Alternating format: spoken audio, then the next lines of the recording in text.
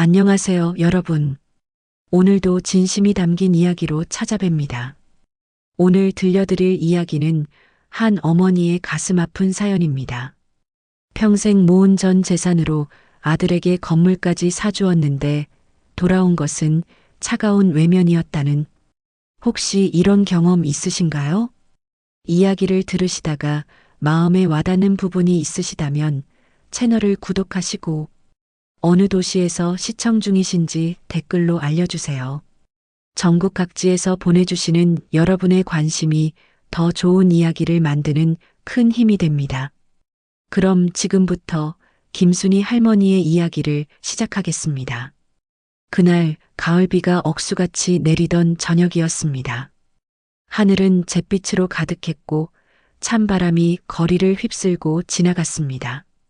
김순이는 무거운 짐가방을 끌며 아들 정우의 집 현관 앞에 서 있었습니다. 오늘은 특별한 날이었습니다. 며칠 전 부동산 중개사무소에서 최종 계약서에 도장을 찍었거든요. 평생 모은 전 재산 3억 5천만 원으로 구입한 작은 상가 건물. 그 모든 권리를 아들 정우에게 넘겨준 날이었습니다.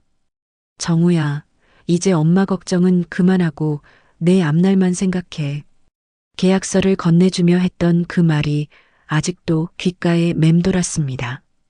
정우의 얼굴에 번졌던 그 환한 미소도 생생했습니다. 엄마, 정말 고마워요. 평생 갚을게요. 그때 정우가 꼭 안아주며 했던 말을 떠올리며 순이는 현관문을 향해 한 걸음 다가섰습니다. 오늘은 작은 입주 선물이라도 가져다 주려고 했습니다. 직접 담근 김치와 아들이 어릴 때 좋아하던 멸치볶음을 정성스럽게 준비했거든요.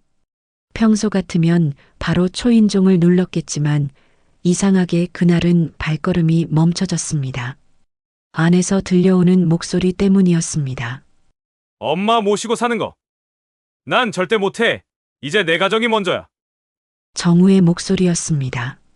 순이의 심장이 덜컥 내려앉았습니다. 손에 들고 있던 짐가방이 바닥에 떨어지는 소리가 났지만 안에서는 전혀 눈치채지 못하는 것 같았습니다. 그럼 시어머니는 어떻게 하시게요? 혼자 사시기에는 나이가 너무 많으신데. 며느리 연미의 목소리였습니다. 순이는 가슴이 뜨겁게 달아오르는 걸 느꼈습니다. 온몸의 피가 거꾸로 흐르는 것 같았습니다. 숨을 죽이고 더 귀를 기울였습니다. 엄마도 이해하실 거야. 건물도 받았으니까. 이제 독립적으로 사시겠지. 임대료 들어오면 생활비는 충분할 거고. 정우의 말 한마디 한마디가 순이의 가슴에 날카로운 비수처럼 꽂혔습니다. 건물을 준 것이 이렇게 이용당할 줄은 꿈에도 몰랐습니다. 하지만 어머니 혼자 계시면 위험하지 않을까요? 요즘 독거노인 사고도 많이 나고. 연미가 걱정하는 척 말했지만 그 목소리에는 진심이 담겨 있지 않았습니다. 그런 건 어쩔 수 없지. 우리가 평생 엄마 뒷바라지 할 수는 없잖아. 이제 우리도 우리 인생을 살아야지. 정우의 차가운 말이 끝나자 순이는 다리에 힘이 빠져 현관벽에 등을 기댔습니다. 온몸이 떨렸습니다. 마치 벼락을 맞은 것 같았습니다. 머릿속이 하얗게 비워지면서 어지러움이 몰려왔습니다. 과거의 기억들이 주마등처럼 스쳐 지나갔습니다. 갓난아기였던 정우를 품에 안고 밤새 달래던 그 밤들, 열이 날 때마다 등에 업고 병원을 뛰어다니던 모습들, 학용품 하나 사주려고 용돈을 아껴가며 모았던 그 간절함들. 엄마 나 커서 꼭 성공해서 엄마 편하게 해드릴게요. 초등학교 운동회에서 1등을 하고 와서는 환하게 웃으며 했던 그 약속이 선명하게 떠올랐습니다. 그때 정우의 눈빛은 얼마나 맑고 순수했던가요? 엄마 덕분에 제가 이렇게 클 수 있었어요. 대학 졸업식 날 정우가 꽃다발을 건네며 했던 그 말도 기억났습니다. 그 모든 말들이 거짓이었단 말인가요? 비가 더욱 세게 내리기 시작했습니다. 순이의 옷은 이미 흠뻑 젖어 있었지만 그런 것조차 느낄 수 없었습니다. 마음이 너무 아파서 몸의 추위는 무감각해졌습니다. 여보, 그럼 내일 어머니한테 자연스럽게 이야기해봐요. 우리 신혼생활도 중요하고 어머니도 자유롭게 사시는 게 좋을 거라고. 연미의 목소리가 다시 들려왔습니다. 마치 순이의 인생을 정리해버리는 것처럼 간단하게 말하고 있었습니다. 순이는 조용히 짐가방을 들고 돌아섰습니다. 현관 앞에 떨어뜨린 김치통과 반찬들이 빗물에 젖어가고 있었지만 가져갈 마음도 없었습니다. 비에 젖은 아스팔트를 걸으며 순이는 자신의 인생을 되돌아봤습니다. 20살에 결혼해서 60이 넘은 지금까지 오직 아들을 위해서만 살아왔습니다.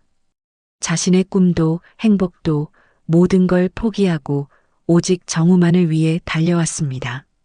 그런데 그 결과가 이런 냉대라니. 건물을 받고 나니 이제는 엄마가 짐이 되었다는 건가요? 여러분, 만약 평생 자식을 위해 희생했는데 돌아온 것이 이런 말이라면 어떤 마음이 드시겠습니까? 순이는 그날 밤 작은 원룸에서 홀로 앉아 잠을 이룰 수 없었습니다. 창밖 빗소리만이 그녀의 외로움을 달래주는 유일한 동반자였습니다. 20살 꽃다운 나이에 시골에서 서울로 올라왔던 그때 남편 영수가 일찍 세상을 떠나고 두 아이를 혼자 키워야 했던 그 절망적인 순간들. 식당 설거지로 시작해서 공장 청소, 새벽 시장에서 무거운 채소 상자를 나르던 그 모든 고된 시간들. 손톱이 다 닳아 없어지고 허리는 늘 구부정하게 굽어 있었지만 아들 하나만큼은 잘 키워야 한다는 마음 하나로 버텨왔었습니다. 아들이 대학에 갈 때까지 등록금 마련하느라 밤잠을 설쳐가며 일했던 그 모든 날들이 헛된 것이었을까요? 엄마, 나 커서 꼭 성공해서 엄마 편하게 해드릴게. 어린 정우가 했던 그 약속이 귓가에 메아리 쳤습니다. 순이는 눈물을 삼키며 조용히 돌아섰습니다. 비는 더욱 거세게 내리고 있었습니다. 집으로 돌아가는 길, 순이는 무거운 발걸음을 옮겼습니다. 젖은 아스팔트 위로 가로등 불빛이 흩어져 보였습니다. 마치 자신의 인생처럼 흐릿하고 불안정해 보였습니다. 아들에게 건물을 사준다고 했을 때 정우의 얼굴에 번진 환한 미소가 떠올랐습니다. 엄마, 정말 고마워요. 이제 걱정 없어요. 그때 그 미소가 진짜였을까요? 아니면 계산된 연기였을까요? 순이는 자신의 작은 원룸에 들어서서 텅 빈 통장을 바라봤습니다. 평생의 피와 땀이 담긴 그 돈을 모두 아들에게 줘버린 자신이 바보 같았습니다. 하지만 후회하기에는 이미 늦었습니다. 건물 소유권은 이미 정우의 이름으로 넘어간 상태였으니까요. 여러분, 만약 평생 자식을 위해 희생했는데 돌아온 것이 이런 말이라면 어떤 마음이 드시겠습니까? 순이는 그날 밤 잠을 이룰 수 없었습니다. 순이는 잠 못 이루는 밤을 보내며 과거를 되짚어봤습니다. 20살 화사한 봄꽃 같던 그 시절로 기억이 거슬러 올라갔습니다. 충청도 작은 시골 마을에서 자란 순이는 서울이라는 큰 도시에 대한 막연한 동경을 품고 있었습니다. 마을에서 가장 예쁘다고 소문났던 순이에게는 수많은 혼담이 들어왔지만 그 중에서도 서울 총각 김영수를 선택했습니다. 순이야, 서울 가면 고생한다. 시골에서 편하게 살아라. 어머니가 만류했지만 순이의 마음은 이미 정해져 있었습니다. 넓은 세상에서 살아보고 싶었거든요. 남편 영수와 결혼해서 서울로 올라올 때 가슴이 두근거렸습니다. 기차 창문으로 보이는 높은 건물들, 복잡한 도로들, 모든 게 신비롭고 설레었습니다. 새로운 삶에 대한 기대감으로 가득했었죠. 하지만 현실은 녹록지 않았습니다. 영수는 성실했지만 공장 노동자로 받는 월급은 빠듯했고 아이들이 태어나면서 생활은 더욱 팍팍해졌습니다. 큰아들 정우가 태어났을 때 순이는 세상에서 가장 행복한 사람이었습니다. 영수야, 우리 아들 봐. 얼마나 잘생겼어. 갓난아기 정우를 안고 있는 순이의 얼굴은 환했습니다. 그 후 2년 뒤에 딸 정미까지 태어나면서 좁은 반지하 집안은 아이들의 울음소리와 웃음소리로 가득 찼습니다. 하지만 행복한 시간은 오래가지 못했습니다. 영수가 갑작스러운 교통사고로 세상을 떠난 건 정우가 초등학교 1학년, 정미가 5살 때였습니다. 영수야, 영수야. 중환자실에서 남편의 차가운 손을 잡고 울부짖었던 그날의 절망감은 지금도 생생합니다. 32살의 순이에게는 앞이 캄캄했습니다. 어떻게 두 아이를 키워야 할지 막막했습니다. 장례식장에서 눈물도 제대로 흘리지 못했습니다. 울고 있을 시간이 없었거든요. 당장 내일부터 아이들을 먹여 살려야 했으니까요. 조문객들이 건네는 부조금을 받으며 순이는 다짐했습니다. 이 아이들만큼은 제대로 키워내겠다고. 첫 번째 일자리는 동네 중국집 설거지였습니다. 기름때가 눌어붙은 그릇들을 하루 종일 닦아내는 일. 손이 늘 거칠어지고 세제 냄새가 온몸에 배어들었습니다. 뜨거운 물에 손을 담그고 있으면 피부가 빨갛게 부어올랐지만 그래도 하루 25,000원씩 받을 수 있어서 다행이었습니다. 중국집 사장 장민호는 순이의 사정을 알고 있었지만 일은 일이었습니다. 김아줌마, 그릇 좀 깨끗하게 닦아. 손님이 뭐라고 하잖아. 네, 사장님. 죄송해요. 순이는 고개를 숙이며 더욱 열심히 설거지를 했습니다. 자존심이 상했지만 이 일을 잃으면 당장 내일부터 아이들 밥을 못 먹인다는 생각에 참았습니다. 엄마, 언제 집에 와? 저녁 10시가 넘어서 집에 돌아가면 정우가 정미를 돌보며 기다리고 있었습니다. 8살 아이가 5살 동생 손을 잡고 라면을 끓여 먹고 있는 모습을 보면 가슴이 미어지듯 아팠습니다. 정우야, 엄마가 늦어서 미안해. 정미는 밥 먹었어? 네, 먹었어요. 오빠가 라면 끓여줬어요. 정미가 밝게 대답했지만 순이는 죄책감에 가슴이 답답했습니다. 아이들이 제대로 된 밥도 못 먹고 있는 것 같아서요. 정우야, 엄마가 돈 더 벌어서 맛있는 거 많이 사줄게. 괜찮아요, 엄마. 나 이제 컸어요. 엄마 일 끝날 때까지 정미 돌볼 수 있어요. 정우의 씩씩한 대답에 순이는 더욱 눈물이 났습니다. 아이가 너무 일찍 어른이 되어가고 있었습니다. 또래 아이들이 뛰어놀 시간에 동생을 돌보고 있는 모습이 너무 안쓰러웠습니다. 두 번째 일자리는 공장 청소였습니다. 새벽 5시부터 오후 2시까지 넓은 공장 바닥을 걸레질하는 일이었습니다. 기계 기름과 쇳가루가 바닥에 뒤엉켜 있어서 걸레질을 아무리 해도 깨끗해지지 않았습니다. 무릎이 까지고 허리가 아파도 참았습니다. 하루 3만 원, 한 달이면 거의 90만 원 가까이 벌 수 있었거든요. 중국집 설거지와 함께하면 한 달에 150만 원 정도 수입이 생겼습니다. 그래도 두 아이 키우기에는 빠듯했습니다. 공장 동료들은 순이를 신기하게 바라봤습니다. 김아줌마는 진짜 대단해. 남자들도 못 견디는 일을 어떻게 해내나. 아이들 때문이에요. 애들 굶길 수는 없잖아요. 순이는 담담하게 대답했지만 속으로는 매일이 전쟁이었습니다. 아침에 일어날 때마다 온몸이 쑤시고 아팠지만 그래도 일어나야 했습니다. 엄마는 왜 이렇게 일만 해? 정미가 물었을 때 순이는 대답할 수 없었습니다. 사실은 자신도 왜 이렇게 살아야 하는지 모르겠었거든요. 그저 아이들이 굶지 않게 학교에 다닐 수 있게 하는 것만이 목표였습니다. 정우가 초등학교 고학년이 되면서 순이는 세 번째 일자리를 더 구했습니다. 새벽 시장에서 채소 나르는 일이었습니다. 밤 12시부터 새벽 6시까지 무거운 배추와 무상자를 등에 지고 나르는 일. 남자들도 힘들어하는 일을 체구가 작은 순이가 해내려니 온몸이 비명을 질렸습니다. 김아줌마 힘들면 그만둬도 되는데. 시장 아저씨가 걱정스럽게 말했지만 순이는 고개를 저었습니다. 괜찮아요. 할 수 있어요. 정우가 중학교에 들어가면서 교육비가 더 많이 들기 시작했습니다.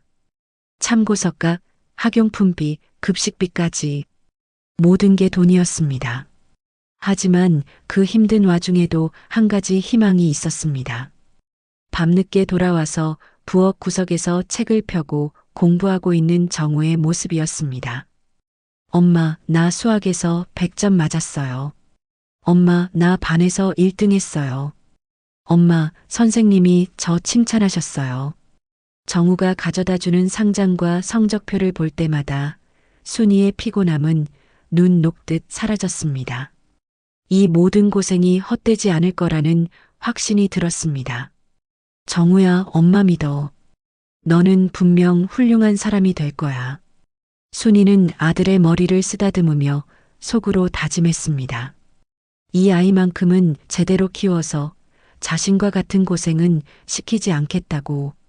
그것이 남편 영수에 대한 마지막 의무이기도 했습니다. 정우가 고등학교에 들어갈 때는 입학금과 교복비 마련하느라 며칠 밤을 새웠습니다. 하지만 교복 입은 정우를 보는 순간 모든 피로가 날아갔습니다. 엄마, 저 열심히 공부해서 꼭 대학 갈게요. 그래, 정우야. 엄마가 뒷바라지 해줄 테니까 공부만 열심히 해. 대학 입학 때는 등록금 마련하느라 정말 죽을 맛이었습니다. 학자금 대출도 받고 있던 적금도 모두 깨고 심지어 동네 사람들에게 돈도 빌렸습니다. 하지만 정우가 명문대학에 합격했다는 소식을 들었을 때의 그 기쁨은 지금도 잊을 수 없습니다. 엄마, 합격했어요. 제가 해냈어요. 정우가 뛰어오며 안겼을 때 순이는 세상을 다 가진 기분이었습니다.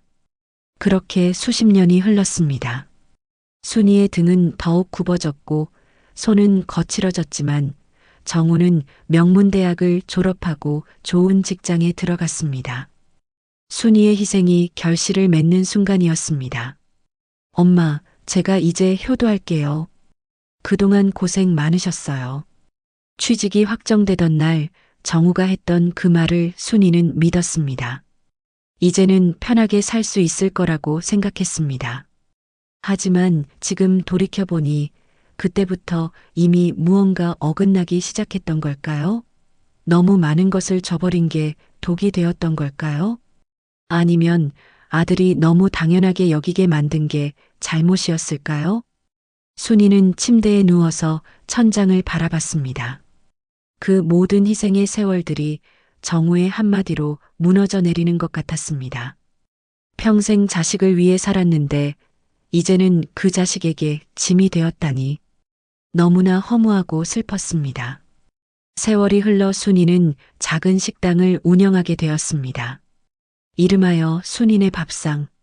손님이 많지는 않았지만 정성스럽게 차린 한 끼 한 끼가 순이에게는 자랑이었습니다.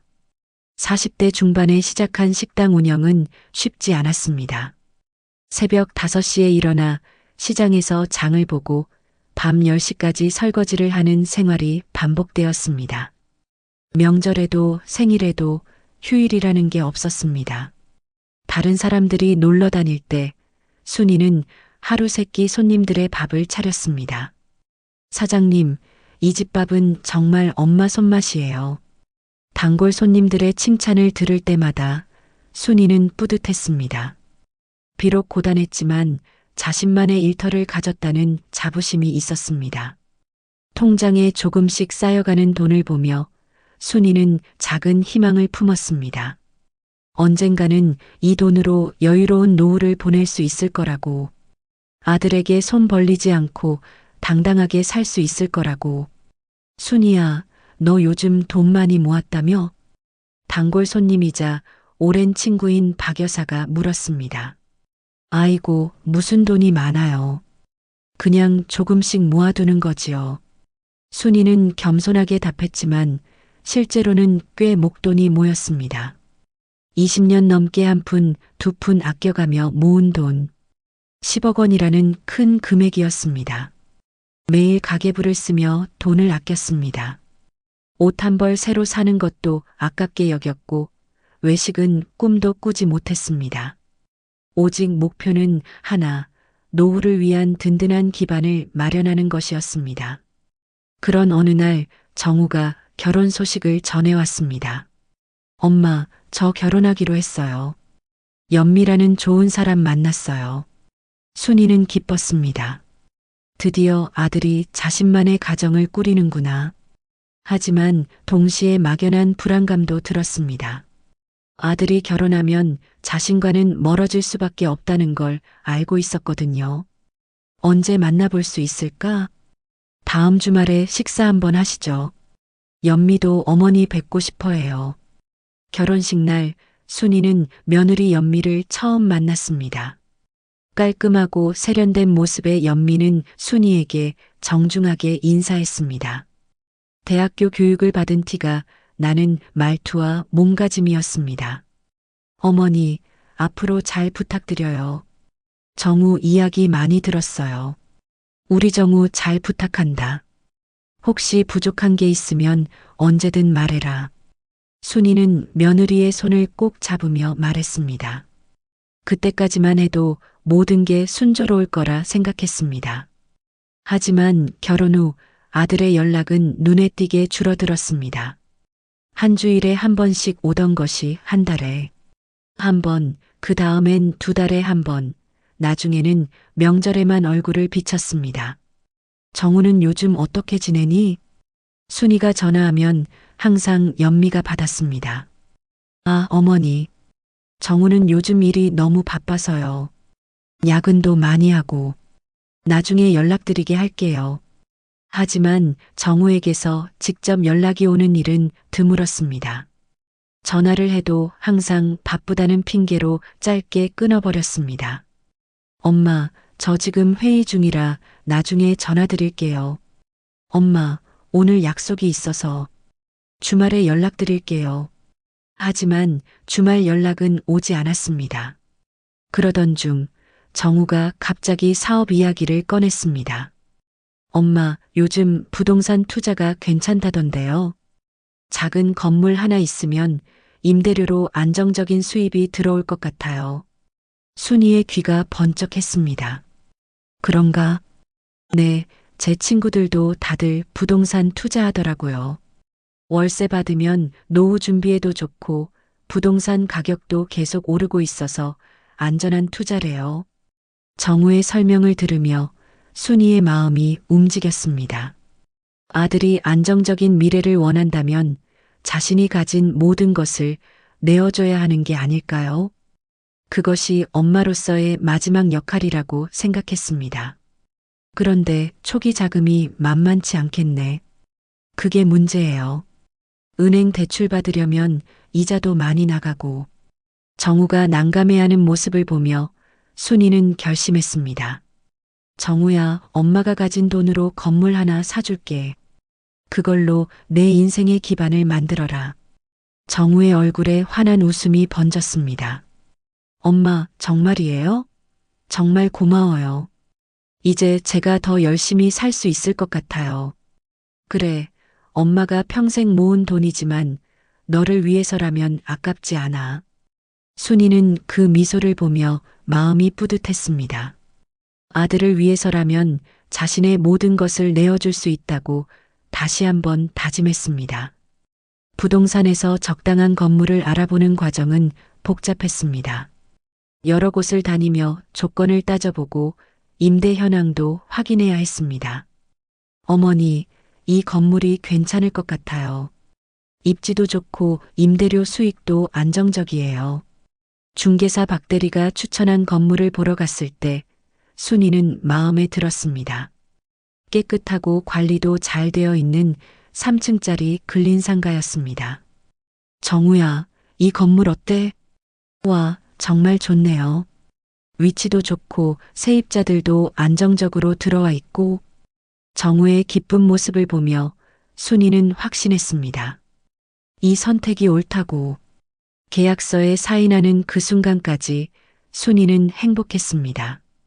드디어 아들에게 든든한 기반을 마련해 줄 수 있다는 생각에 가슴이 뿌듯했습니다. 평생의 피와 땀이 담긴 돈이지만 아들을 위해서라면 아무것도 아깝지 않았습니다. 엄마, 이 은혜는 평생 잊지 않을게요. 건물 열쇠를 받은 정우가 순이를 꼭 안으며 말했습니다.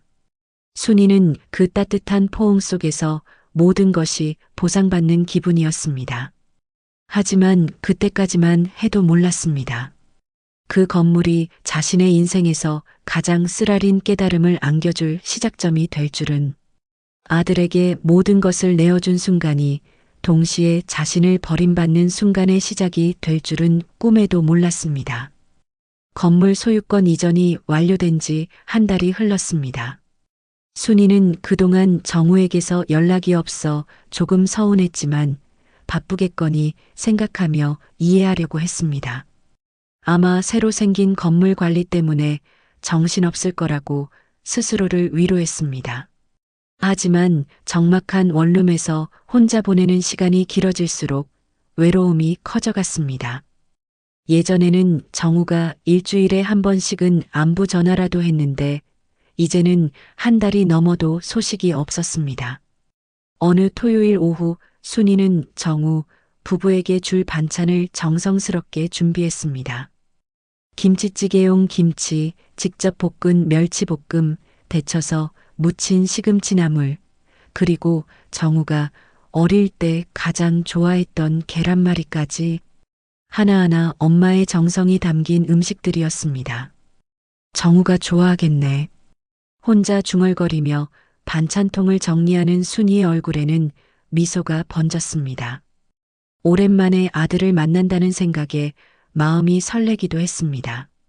지하철을 타고 정우의 집까지 가는 길, 순이는 기대에 부풀어 있었습니다.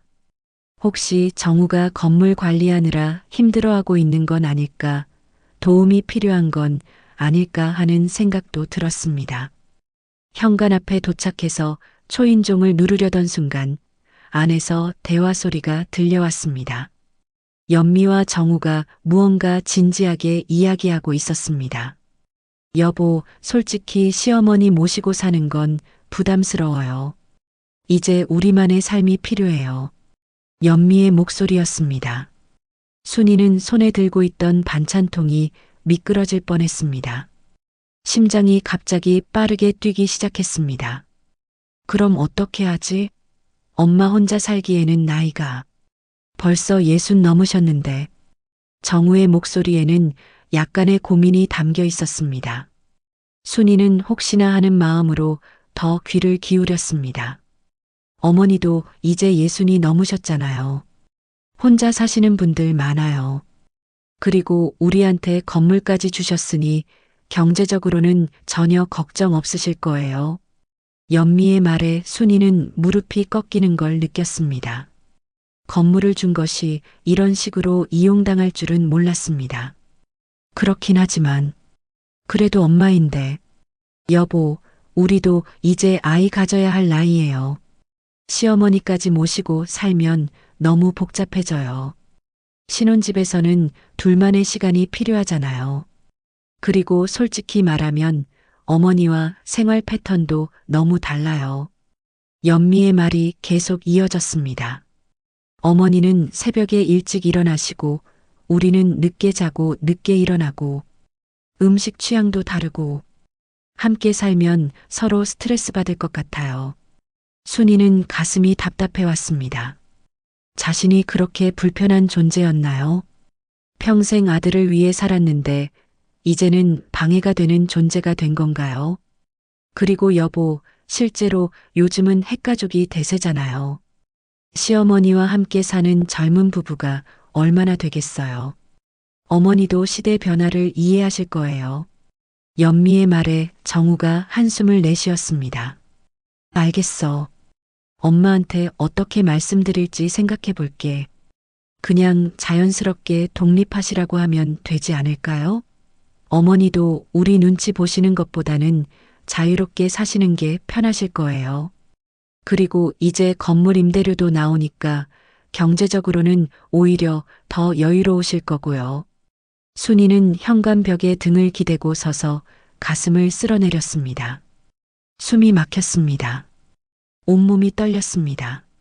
자신이 평생 키운 아들이, 그리고 예의 바르게 인사했던 며느리가 이런 이야기를 하고 있다니. 건물을 사주고 난 뒤 이제는 자신이 걸림돌이 되었다는 건가요? 그럼 건물 관리는 어떻게 할 거야?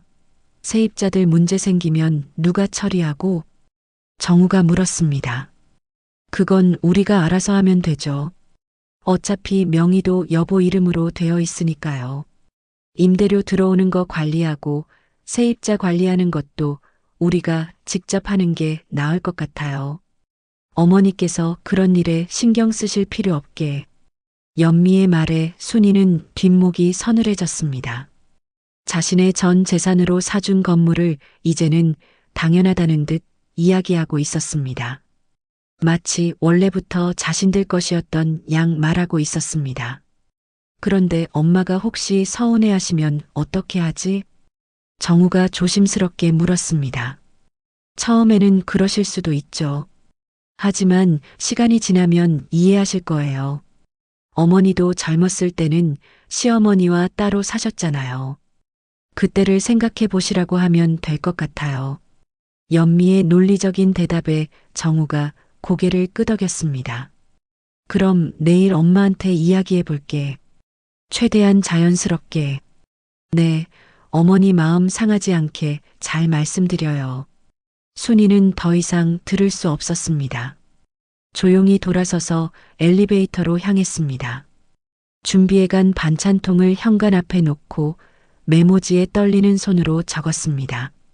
정우야, 반찬 챙겨 먹어라. 엄마가. 엘리베이터 문이 닫히는 순간 순이는 무너져 내렸습니다. 거울에 비친 자신의 모습은 초라하기 그지없었습니다. 한순간에 모든 걸 잃은 기분이었습니다. 집으로 돌아가는 지하철 안에서 순이의 마음은 복잡했습니다.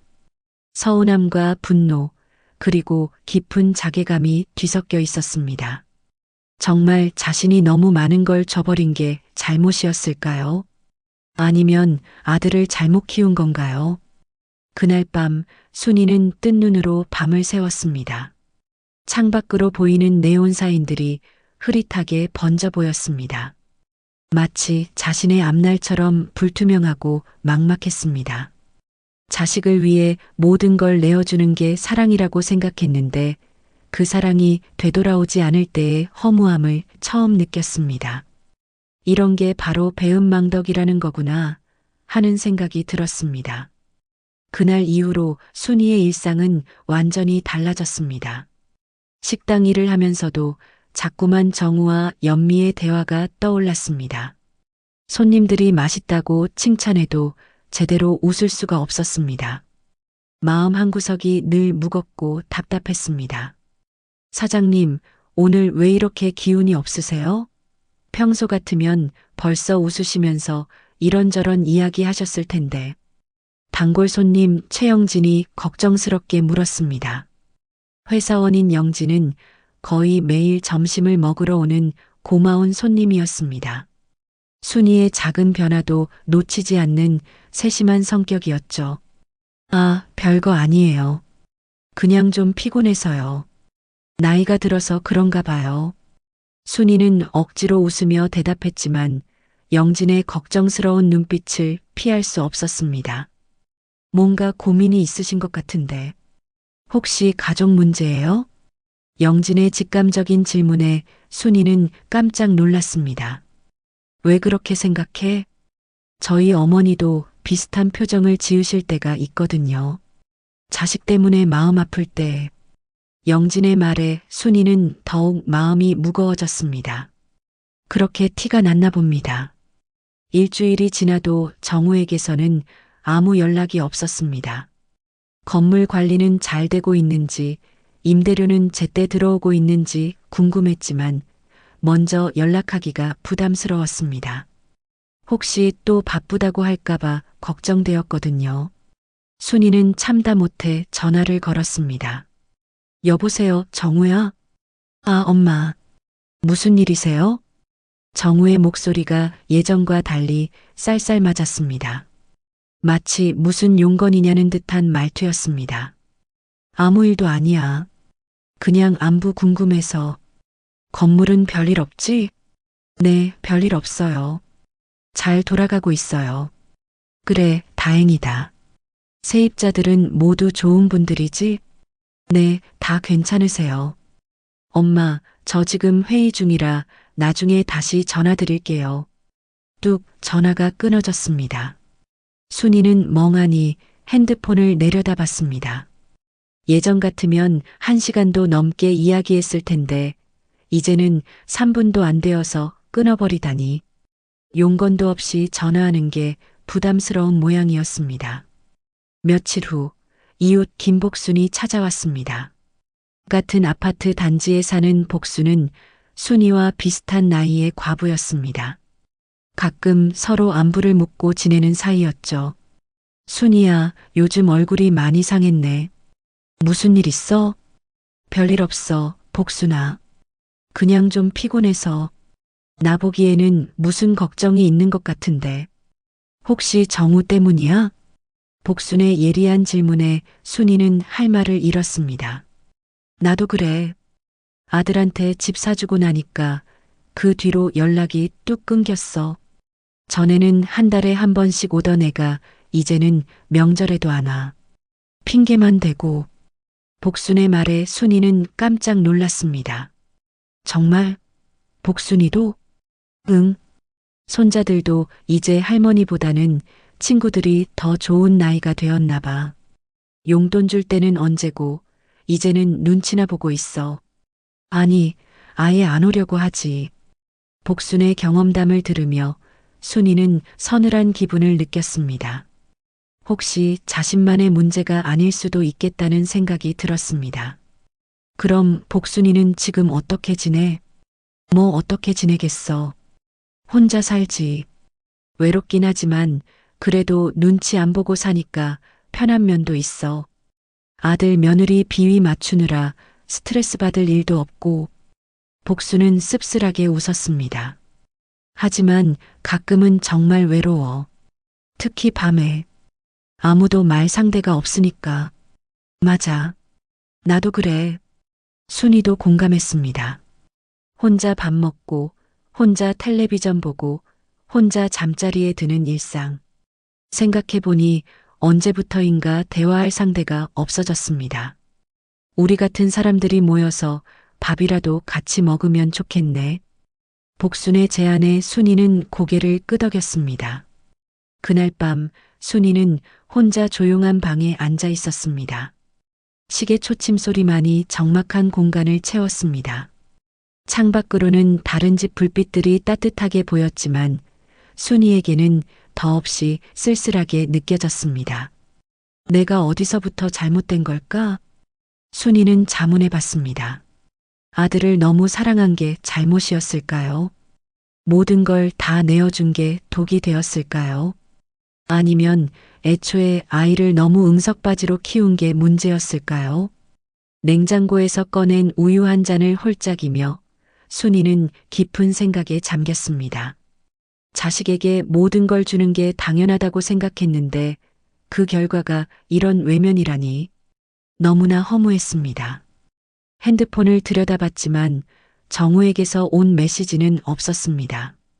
건물을 받았을 때의 그 기쁜 표정과 지금의 차가운 태도 사이에는 도대체 무슨 일이 일어난 걸까요? 순이는 이제야 깨달았습니다. 사랑은 주는 것만으로는 완성되지 않는다는 걸. 받는 사람이 그 사랑의 무게를 이해하고 감사해야 할 때 비로소 의미가 있는 거라는 걸. 하지만 이미 늦었습니다. 건물은 정우의 이름으로 넘어갔고 자신에게 남은 건 외로움과 배신감뿐이었습니다.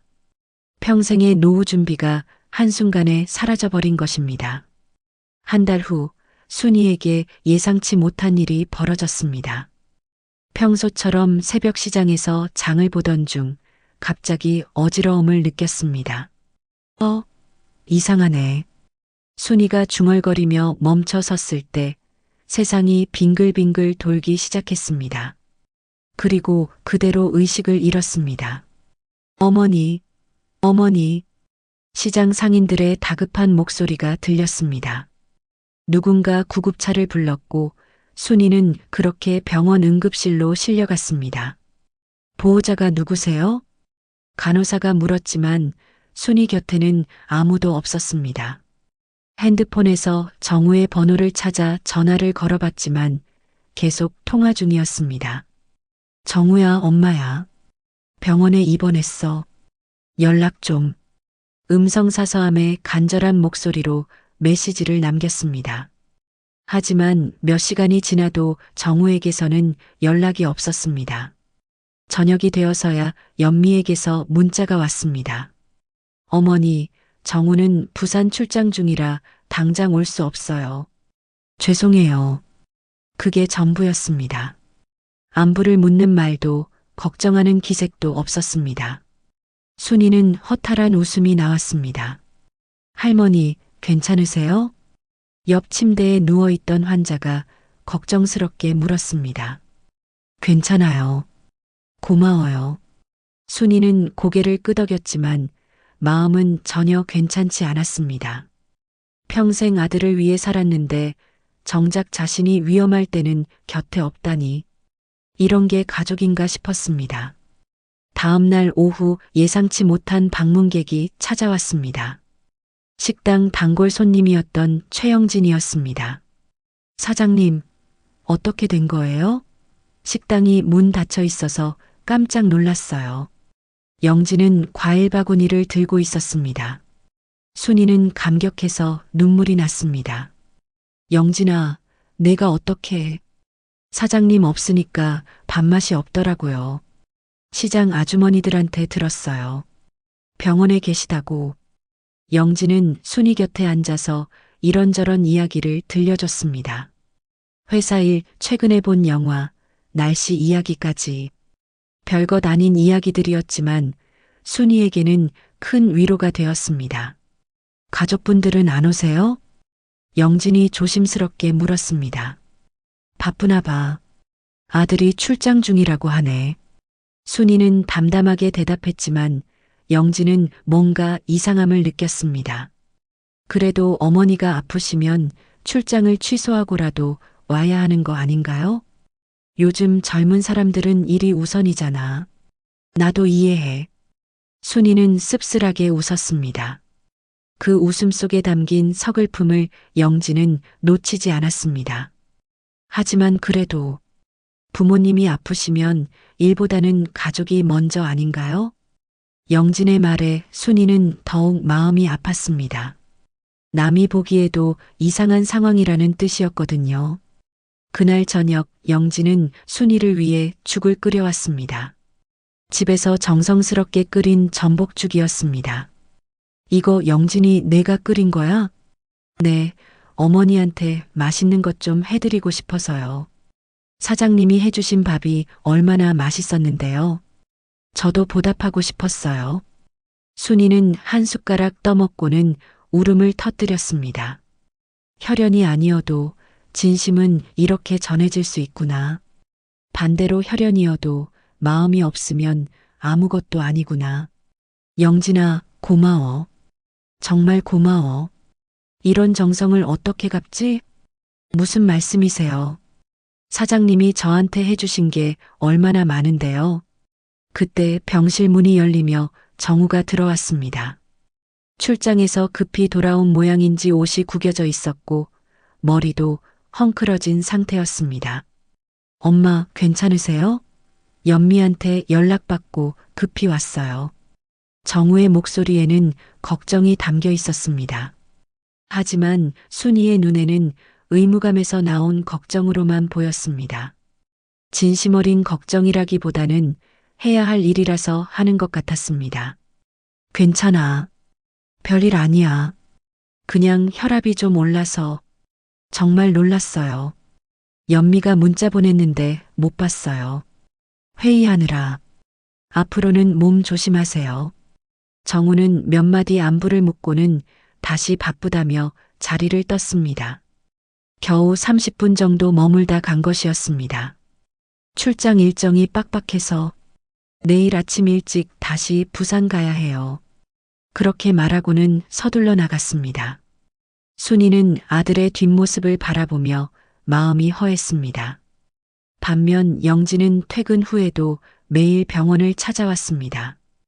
때로는 책을 읽어주기도 하고 때로는 그냥 조용히 곁에 앉아 있어 주기도 했습니다.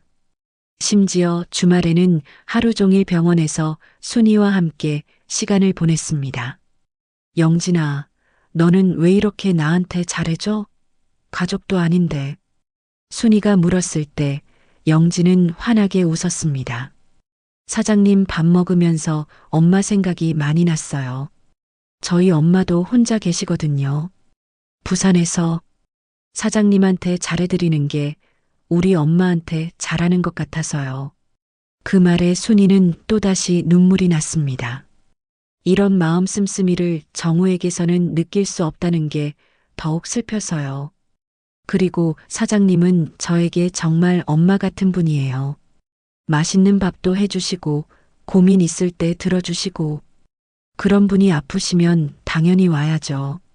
영진의 진심 어린 말에 순이는 가슴이 따뜻해졌습니다. 혈연으로 맺어진 가족보다도 더 가족 같은 마음을 느꼈습니다. 이틀 후 순이는 퇴원했습니다. 영진이 차를 몰고 와서 집까지 데려다 주었습니다. 사장님, 앞으로는 무리하지 마세요. 몸이 제일 중요해요. 고마워, 영진아. 내가 있어서 엄마는 든든해. 순이가 무심코 한 말에 영진은 활짝 웃었습니다. 저도 사장님이 계셔서 든든해요. 그날 밤 순이는 깊은 생각에 잠겼습니다. 진짜 가족이 무엇인지 다시 한번 생각해 보게 되었습니다. 퇴원 후 며칠이 지나자 순이는 중요한 결정을 내렸습니다. 법무법인을 찾아가 유언장을 작성하기로 한 것입니다. 더 이상 무력하게 당하고만 있을 수는 없다는 생각이 들었습니다. 강남에 있는 법무법인 사무실은 순이가 평생 가보지 못했던 화려한 곳이었습니다. 높은 건물의 20층, 넓은 창문으로 보이는 서울 시내 풍경이 한눈에 들어왔습니다. 어머니, 어떤 내용으로 작성하시겠어요? 변호사 이준호는 정중하게 물었습니다. 나이는 정우와 비슷해 보였지만 말투는 훨씬 공손했습니다. 제가 가진 재산이 많지는 않지만 식당과 예금이 조금 있어요. 그리고 아들 명의로 되어 있지만 제가 사준 건물이 하나 있고요. 순이는 천천히 자신의 상황을 설명했습니다. 목소리는 떨렸지만 의지는 확고했습니다. 건물이 아들 명의로 되어 있다면 법적으로는 아들 소유입니다. 하지만 증여 과정에서 특별한 사정이 있으셨나요? 알고 있어요. 하지만 증여세도 제가 다 냈고 구입 자금도 모두 제 돈이었어요. 증빙 서류도 다 있고요. 순이는 미리 준비해간 서류들을 내놓았습니다. 은행 거래 내역, 부동산 계약서, 증여세 납부 영수증까지 모든 게 순이의 이름으로 되어 있었습니다. 아, 그렇다면 이야기가 다르네요. 증여자 의사표시에 착오나 강박이 있었다고 볼 수 있는 소지가 있겠군요.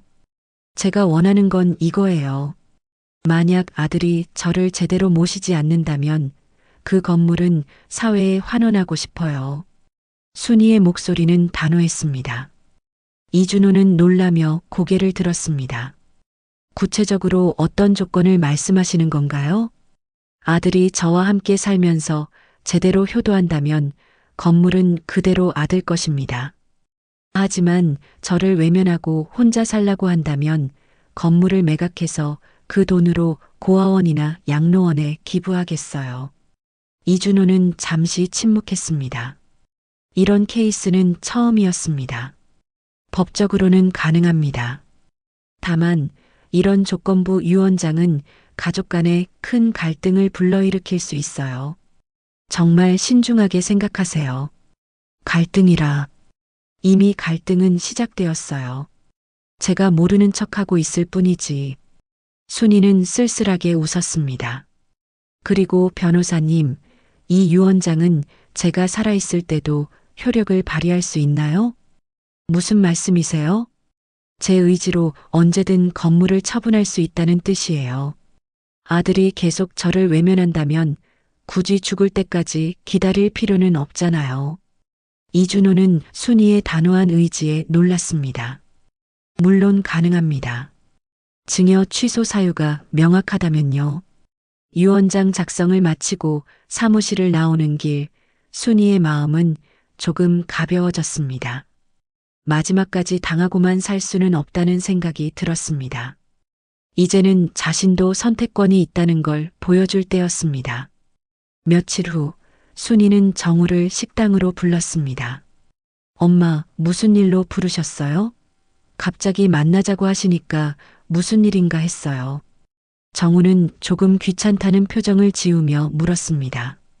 마치 시간을 내주는 것조차 부담스러워하는 것 같았습니다. 앉아라. 할 이야기가 있어. 순이는 정우가 좋아하는 김치찌개를 끓여주며 차를 우렸습니다. 엄마가 나이가 들어서 그런지 요즘 건강이 많이 안 좋아. 며칠 전에 병원에도 갔다 왔고 혼자 살기가 점점 힘들어지는 것 같아. 그러면 아파트를 좀 더 좋은 곳으로 옮기시던가요? 건물 임대료도 매달 들어오니까 경제적으로는 괜찮으실 거예요. 정우는 예상했던 대로 대답했습니다. 순이와 함께 살자는 이야기는 전혀 하지 않았습니다. 정우야, 엄마는 돈이 문제가 아니야. 외로움이 문제지. 혼자 아플 때 곁에 아무도 없다는 게 얼마나 무서운지 아니? 그러면 동네에서 취미 활동 같은 거 하시면 되잖아요. 요즘 어르신들 모임도 많고 복지관에서도 프로그램 많이 한다던데. 정우의 말에 순이는 깊은 한숨을 내쉬었습니다. 아들은 정말 이해하지 못하고 있었습니다. 정우야, 엄마가 유언장을 썼어. 네? 갑자기 웬 유언장이요? 정우의 얼굴에 당황스러운 표정이 스쳤습니다. 갑자기 분위기가 무거워졌습니다.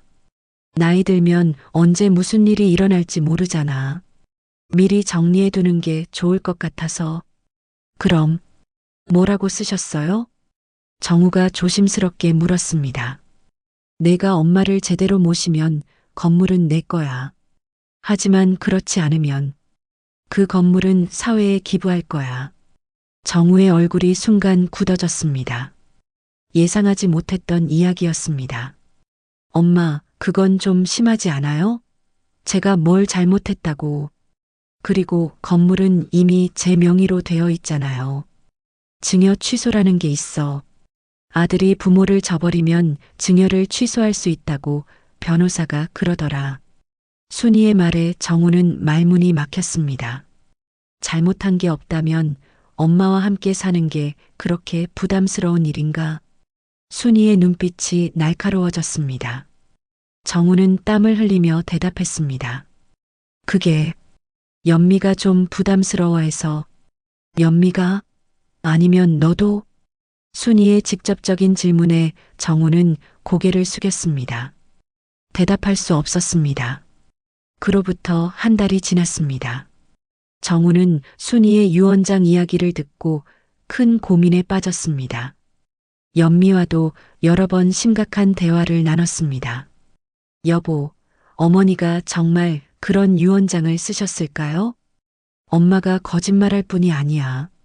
법무법인까지 다녀오셨다고 하시는데. 정우는 머리를 감싸쥐었습니다. 건물을 잃을 수도 있다는 생각에 밤잠을 이룰 수 없었습니다. 그럼 어떻게 할 거예요? 어머니 모시고 살 건가요? 그건 너도 알잖아. 우리 집 구조상 어려워. 실제로 정우와 연미가 사는 집은 신혼부부용 투룸이었습니다. 순이가 들어와 살기에는 공간이 부족했습니다. 그럼 더 큰 집으로 이사하든지 해야죠. 그럴 돈이 어디 있어. 건물 관리비도 나가고 우리 생활비도 빠듯한데. 정우와 연미는 며칠 동안 갈등했습니다.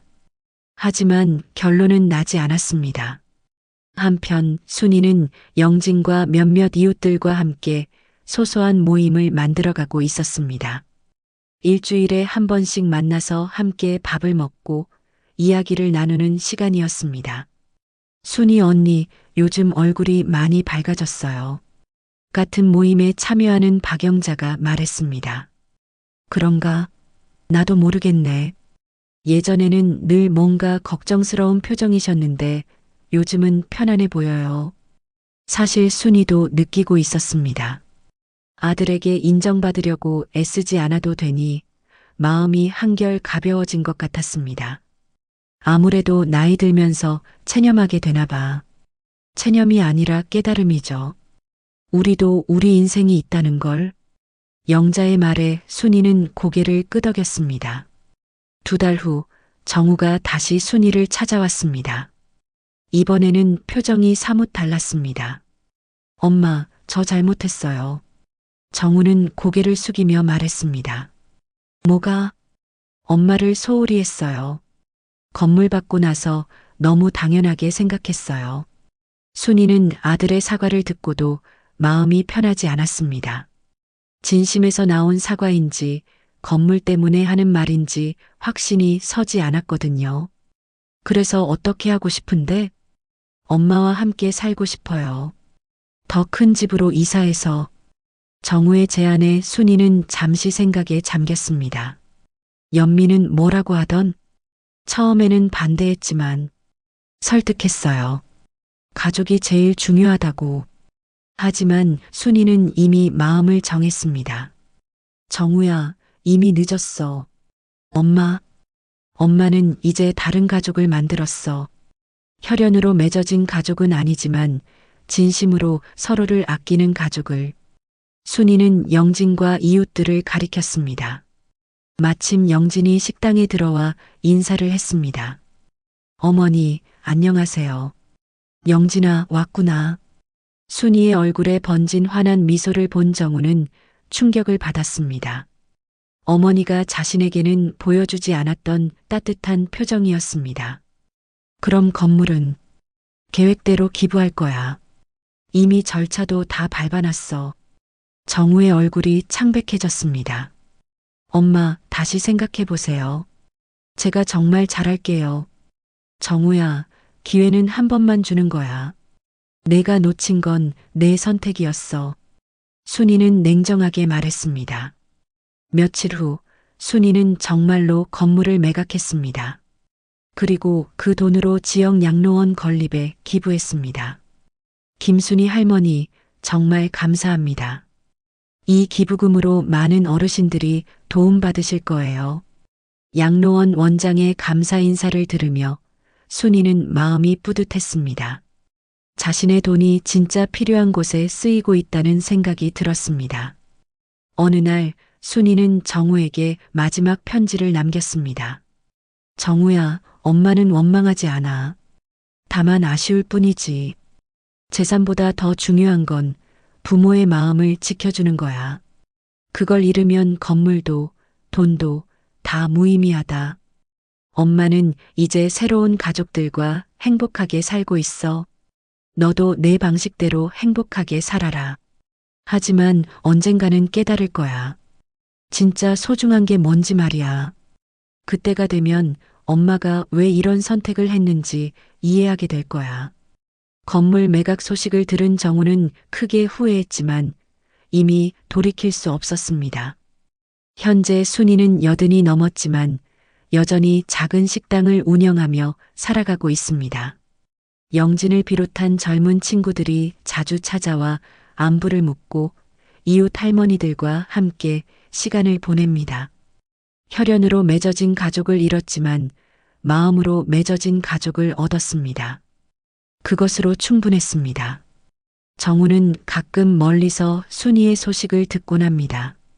어머니가 건강하게 지내신다는 소식, 많은 사람들의 사랑을 받으며 사신다는 소식.